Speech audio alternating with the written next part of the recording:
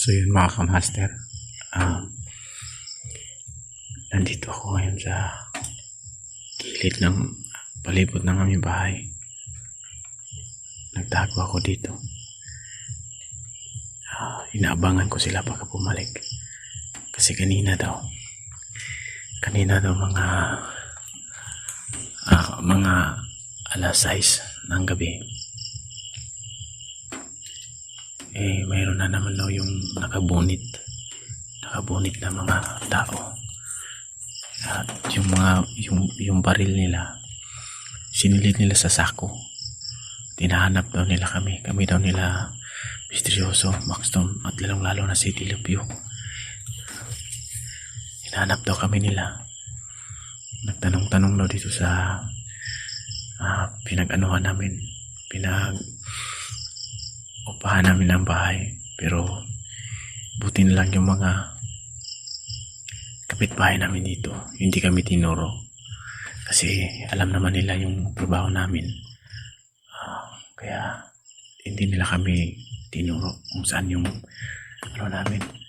Nagpasalamat na lang kami dahil sinabihan daw nila na wala na raw kami dito.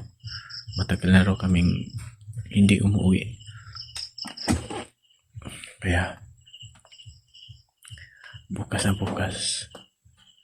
i-upload ko tong video na to para ma-aware yung mga sulit natin tungkol dito sa nangyari dito sa amin ngayon. Pasensyahan nyo na mga master yung boses ko. Inanuhan ko lang.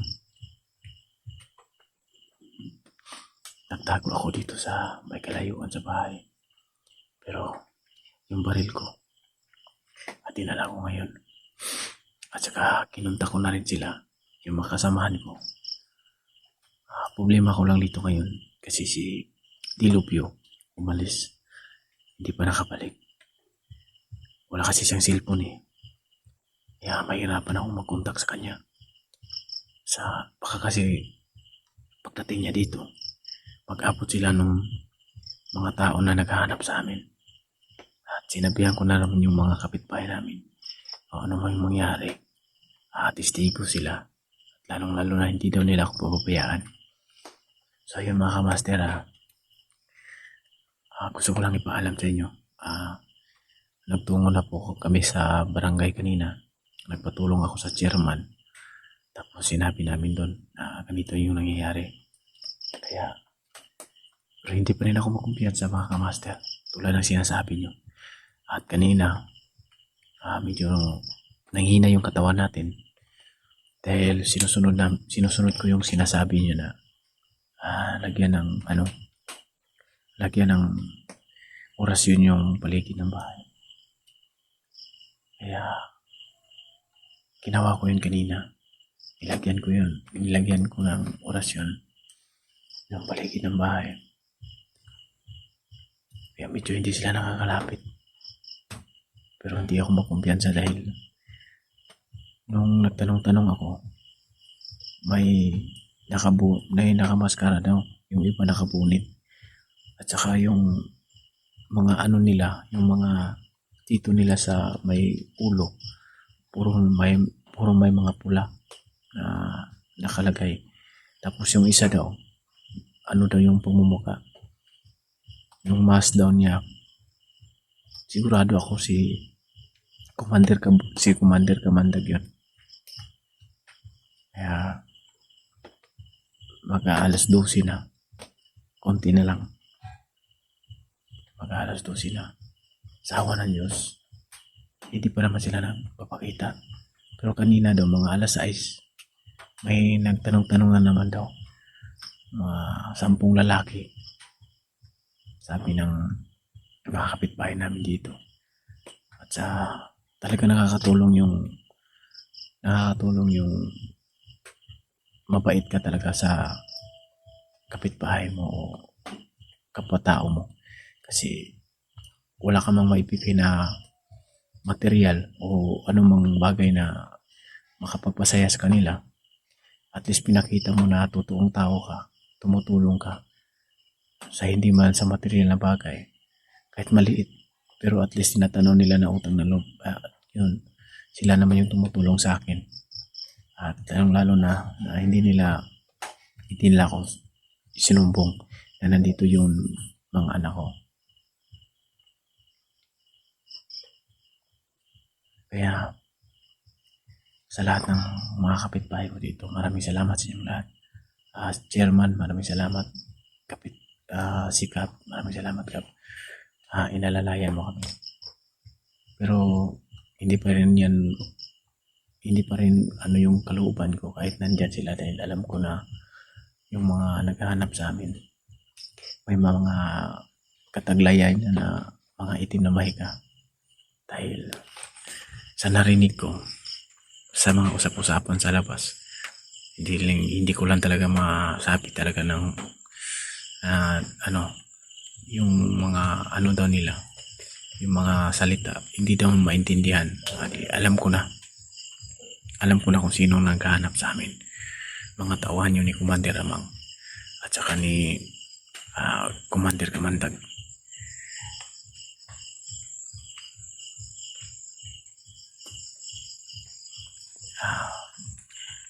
Malapit na mag-aalas 12.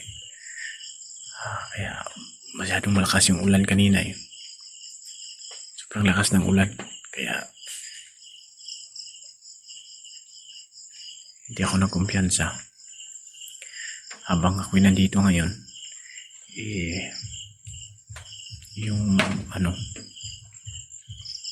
yung paligid ng bahay, pinapaliputan ko ng orasyon, dahil sinusunod ko yung sinasabi nyo. Sana hindi na sila bumalik dito. At sana makahanap na rin ako ng ibang bahay na pwede natin pagtuluyan muna. Pansamantala. Salamat talaga ako sa mga kapitbahay dito. Dahil tinulungan nila ako. So yun mga master, i-upload ko ito bukas para malaman nyo din kung ano nangyayari dito. Hindi ko lang alam kasi may narinig akong mga haka-haka. Nilusob din daw si Misteryoso. Naka pa nga daw siya sa bintana eh. Kaya iwan ko lang kung si Maxum ano nangyari doon. Kasi si Dilubyo hindi pa nakabalik.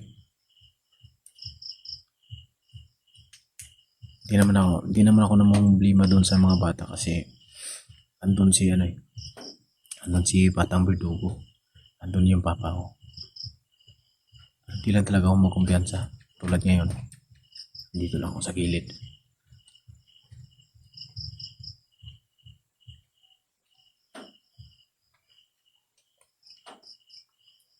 Alas 12 na talaga. Nagtitilao ka na yung mga manok.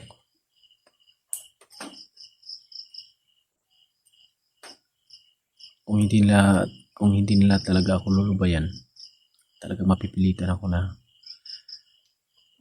makipag-encuentro sa kanila. Pero hindi dito.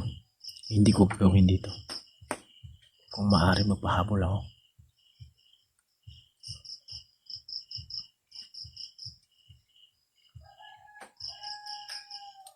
Alas 12 na. Yung mga manok, nagtitila ko kanina. Malapit na madaling araw. Kanina pa ako dito, basang-basa na ako dito. Yung damit ko, basang-basa na. Lakas kasi yung ulan eh.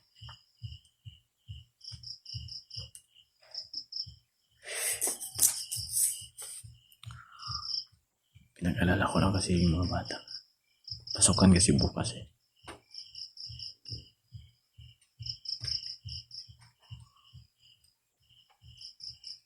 Hindi pa naman sila pumabalik mula nung kanina alas 6 hanggang ngayon hindi pa sila pumabalik. Kasi wala sila nakuha na impormasyon eh. Kasi nung nagtanong daw sila doon sa may labasan, kasi yung lugar namin dito mga kamaster, malapit sa bundok. Kumbaga malayo kami sa kabihasnan. Looban kung tawagin dito sa amin eh. sobrang layo. Sobrang layo dito sa amin talaga.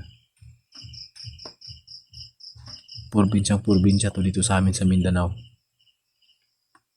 Alam naman natin, pag Mindanao yung pinag-usapan, basta lugar ng Mindanao, hindi na ako kailangan mag-explain pa. Basta alam na Mindanao.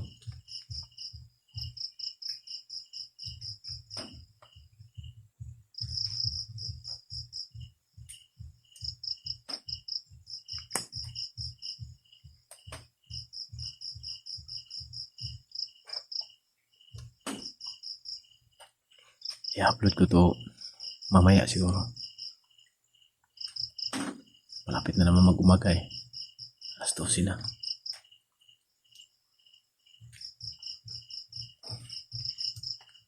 Sigurado ko lang na hindi kami masalisihan. Pero hindi pa naman sila bumabalik eh. Wala pa naman bumabalik sa kanila. Mula nung kanina alas 6 na nagtanong-tanong daw sila sa labas sa mga kapitbahay ko.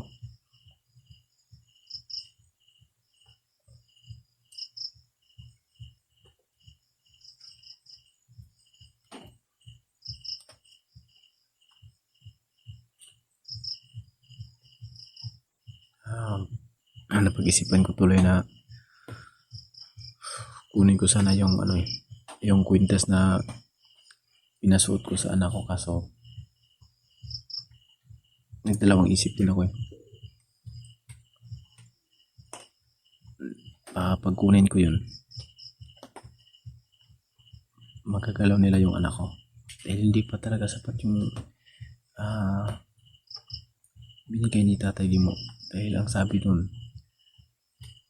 parang may nilibing pa sila sa katawan ng anak ko na isang itim na mahikatin. Kaya nagdalawang isip ako na kunin yung kwintas. Pero pwede naman ngayon, ginagamit ko ngayon. Kanina nung nag-orasyon ako, naglagay ako ng orasyon sa bakod ng bahay. Binakuran ko ng orasyon. Kaya siguro hindi sila makalapit. Pero ginawa ko, wala ako sa loob ng bahay.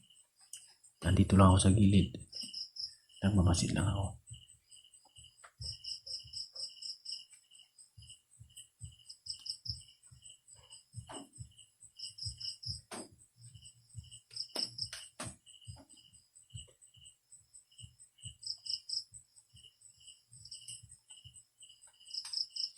At sa awa ng Diyos, wala pa naman sila, hindi pa naman sila bumabalik.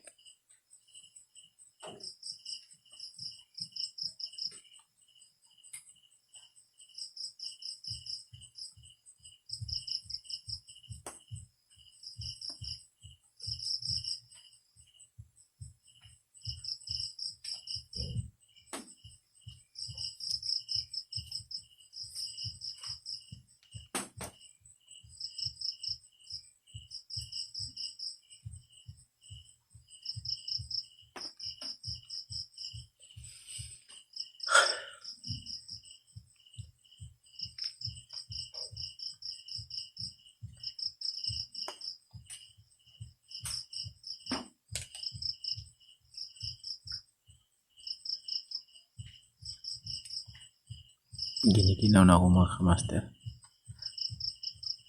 Magkinaw na yung likod ko. Kanina pa ako basa. Sobrang lakas ng ulan. Pinipilit ko lang talaga yung katawan ko kasi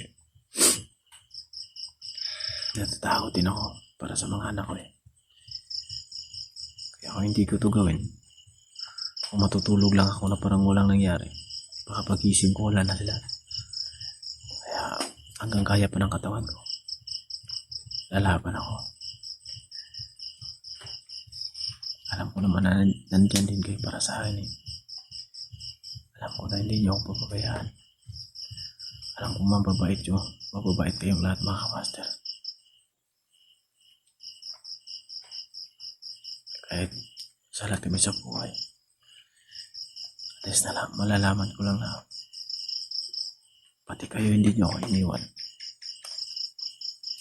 Patuloy akong lalaban.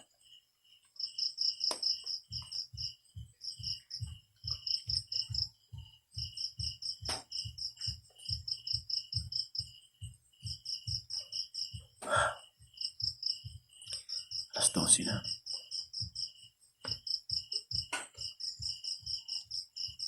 Mag-aalaw na. Parang dinadalaw na ako ng antok.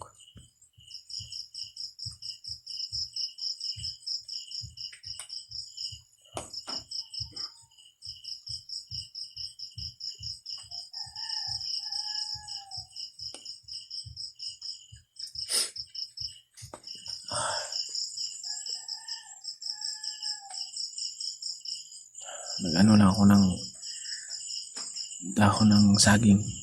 Nilagay ko sa ibabaw. Kasi sobrang basa na yung damit ko.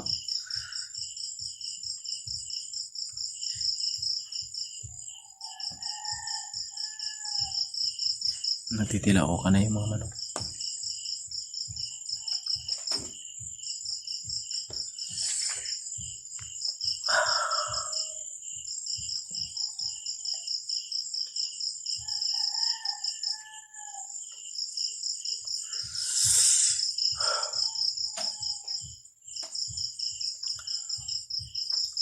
Antok na ako mga kamaster. So, hindi na siguro sila babalik mga kamaster. So, mga kamaster, update na lang ako bukas. I-upload ko to para malaman nyo din yung kalagayan namin dito ngayon sa mga bata. Hindi na siguro sila babalik. Kasi wala naman sila nakuhang impormasyon na kanina. Hindi naman nila, yung mga kapitbahay ko, hindi naman nila ako sinumbong.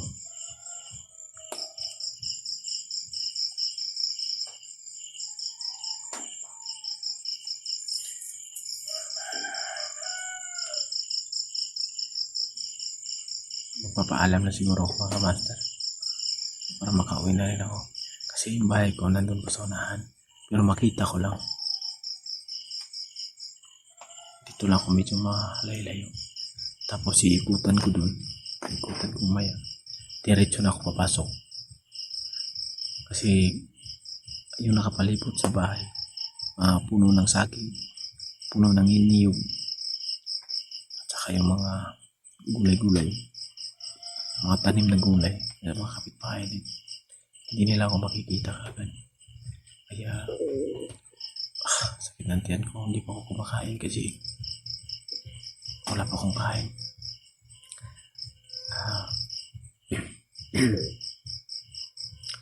So yun mga kamaster, magpapaalam na ako. I-upload ko to bukas para malaman nyo din kung ano nangyari. Kasi mga kamaster, maraming salamat. I-upload ko to bukas para talagang malaman nyo ano nangyari dito. Para kung sa ganun, aware din kayo. So yun mga kamaster, salamat. Bye-bye.